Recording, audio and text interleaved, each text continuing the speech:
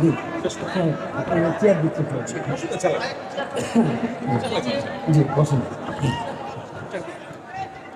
এদিকে বসুন জি হ্যাঁ জি এক মিনিট আলহামদুলিল্লাহ বলেন, এতটুকু আসতে একটু দিল খুলে বলেন আলহামদুলিল্লাহ, আর একটু মহাব্বতে বলেন আলহামদুলিল্লাহ। আমাদের যে ভাইরা দাঁড়ায় আছেন আপনারা বসে পড়েন, ইনশাআল্লাহ শায়েখ ইনশাআল্লাহ কথা বলবেন আপনাদের কাছে। জি পুরস্কার দিন ইনশাআল্লাহ। যে আমাদের কোরআন প্রতিযোগিতা যেটা হয়ে গেছে আসন্ন রমাদান উপলক্ষে, এই কোরআন প্রতিযোগিতায় পুরস্কার বিজয়ী যারা, আপনারা মেহেরবানি করে স্টেজে চলে আসেন। আপনারা তো জানেন আপনাদের যে পুরস্কার প্রদান শায়েখের হাতে আমরা 1 মিনিটের মধ্যে দেওয়াই নেব ইনশাআল্লাহ। আমরা সময় বাড়াবো না, আমরা শেষ করে দেবো এখনই।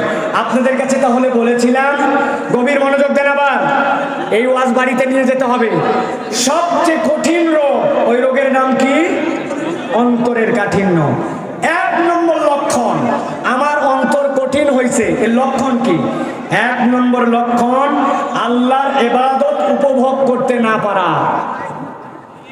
নামাজ কালাম পড়ি, রোজা রাখি, আমল করি, তাসবিহ করি, কিন্তু আমার অন্তরের মধ্যে উপভোগ করি না। ইমাম সাহেব একটু লম্বা তেলাওয়াত করলে বিরক্ত বিরক্ত লাগে, আছে না ভাই? একটু দীর্ঘ সিজদা দিলে ভাল লাগে না। মসজিদে যাওয়ার পরে কেন দিল টানে না? কোরআন পড়ি কিন্তু এক কথা পড়ার পরে মনে হয় না আরেকটু আগায় যায়। 1 নম্বর লক্ষণ আল্লাহ রাব্বুল আলামিনের ইবাদত আপনি যদি উপভোগ করতে না পারেন, তাহলে এইটা আপনার অন্তর শক্ত হয়ে গেছে, এটা আপনি বুঝবেন। আল্লাহ কোরআনে বলছেন ওয়াইদা কামু ইলাস সালাতি কামু কুসালা।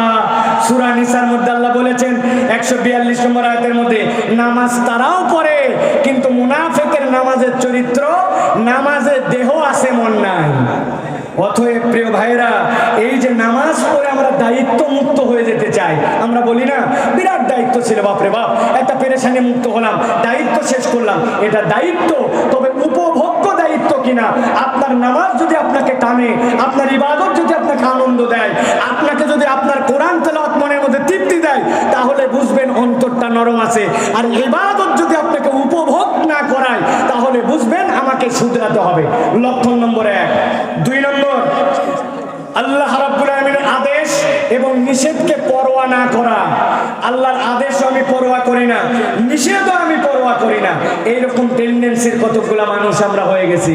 হাজারবার শুনেছি যে আল্লাহর দিকে আমাকে আসতে হবে, টাকনুর উপরে কাপড়টা পরা উচিত, দাড়িটা ছেড়ে দেওয়া উচিত, পিতা মাতার সাথে বেয়াদবি করা উচিত নয়, জানে না কে, কিন্তু রাখতো বাবা, সময় এখনো হয় নাই, বলে না?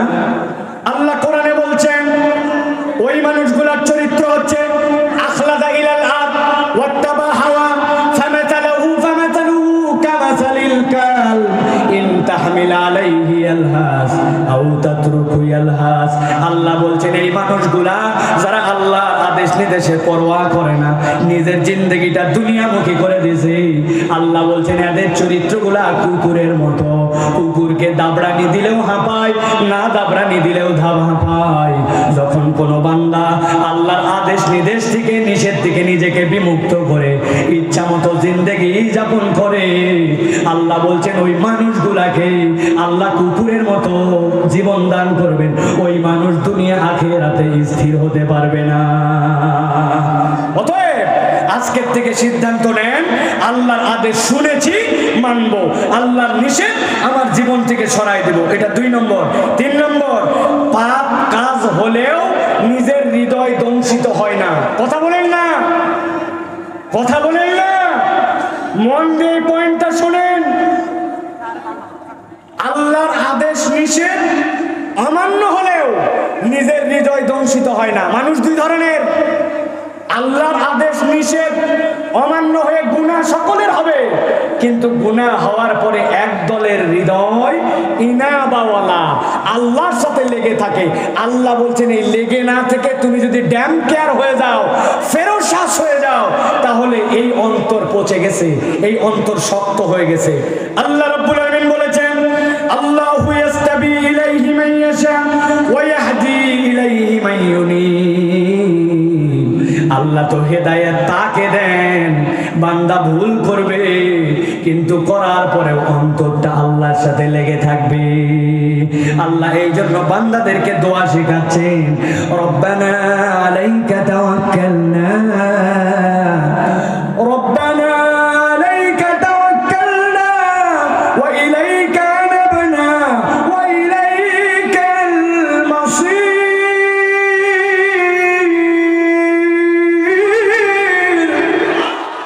আমার আল্লাহ রাব্বুল আলামিন বলছেন, বান্দা আল্লাহর কাছে বলো তোমার অন্তর যেন একবার আল্লাহ থেকে বিমুক্ত না হয়ে যায়। রব্বানা আলাইকা তাওয়াক্কালনা, রব আমি আপনার উপরেই ভরসা করি, ওয়া ইলাইকা আনাবনা, গুনার শেষ নাই, কিন্তু আপনার সাথে আমার অন্তরটা ইনাবাওয়ালা, আপনার সাথে আমার দিলকে জুড়ায় রাখি, ওয়া ইলাইকাল মাসির, আর সাহায্য যদি চাই একমাত্র আপনার কাছেই চাই।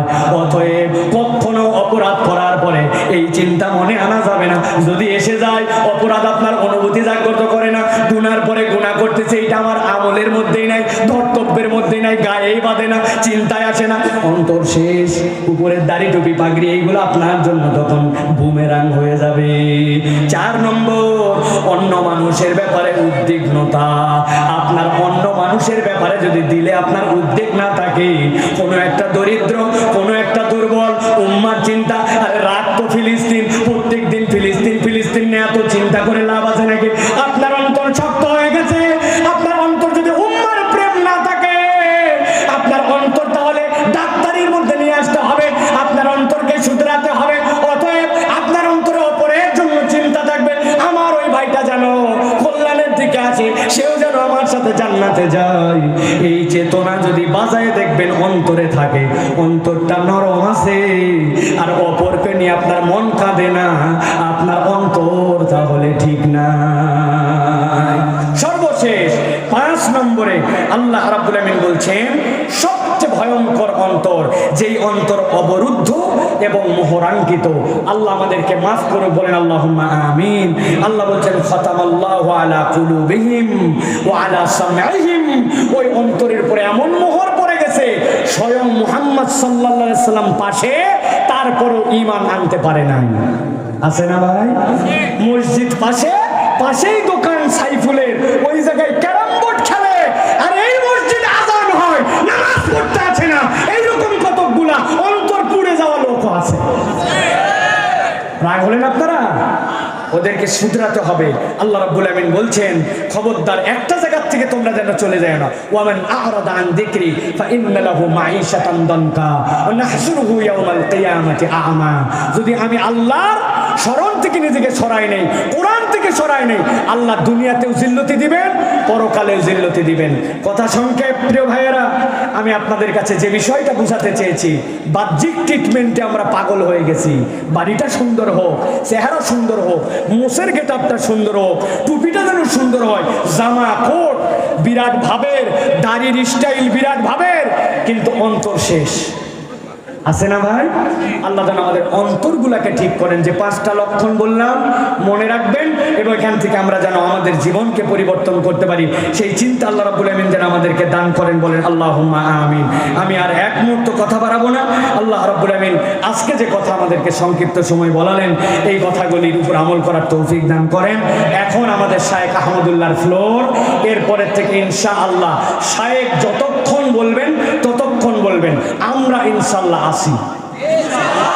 2 হাত তুলতে হবে, সব হাত ওঠে নাই, না না না না না, ডান হাত বাম হাত, দাঁড়ায় আছেন বসে আছেন মাইকালা ইউটিউবার, এই মাইকালা ভাই, এই সাউন্ডের লোকেরা, কি হাত সোজা করেন, হাত সোজা করেন, হাত নামায় আবার সোজা করেন, হাত নামায় সোজা করেন, হাত নামায় সোজা করেন, সোজা সোজা সোজা, টান টান করে সোজা করেন। তুলছেন সকলে, গলাটা একটু পরিষ্কার করেন, ভালো করে পরিষ্কার করেন, হয় নাই সকলে শব্দ করেন, সোজা সোজা সোজা সোজা সোজা সোজা। এবার বুক বরাবর নেন, এই বরাবর নিছেন। এবার আমরা আকাশ বাতাস মুখরিত করে একটা তাকবীর দিয়ে আমরা শায়েখ আহমদুল্লাহ আলোচনায় প্রবেশ করবো। রাজি আছেন সকলে? পারবেন ইনশাআল্লাহ? যারা এরকম ভাবে আগে কখনো তাকবীর দেন নাই, এখন দিবেন সিদ্ধান্ত নিয়েছেন, তারা বলেন আল্লাহুম্মা আমিন। তার মানে সবাই সিদ্ধান্ত নেন নাই, অনেক লোক পাইছি ভাই, আমি সারা দেশ ওয়াজ করি তো, 4, 2 লাখ, 1 লাখ, 1.5 লাখ, 50,000, 500, 200, 100 লোকের সামনেও করি। একদল লোক আছে হাজার বলেন লিল্লাহি তাকবীর, ওর ব্যাটারি শেষ। আল্লাহু আকবার, আল্লাহু আকবার। কেন রে ভাই, আল্লাহর নাম জোরে বলতে হবে, সমস্যা কোথায়? এটাও তো অন্তরের ডাক্তারি। রেডি সবাই? পারবেন ইনশাআল্লাহ? সেখানে তাকবীর দেন, লিল্লাহি তাকবীর, লিল্লাহি তাকবীর। কোরআনের আলো, আল হাদিসের আলো, তোমার নেতা আমার নেতা, তোমার নেতা আমার নেতা। নারায়ণ